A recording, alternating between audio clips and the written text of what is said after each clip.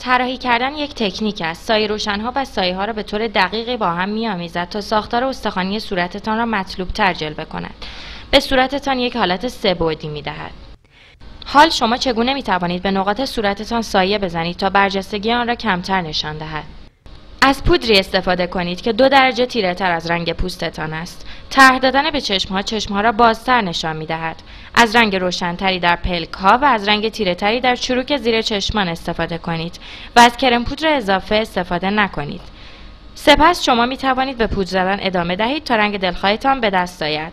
2 رنگ سایه مخلوط در طبیعی کردن چهره نقش موثری دارد. استفاده از کرم پودر در استخوان گونه‌ها به شما کمک می‌کند که صورتتان باریک‌تر جلوه داده شود.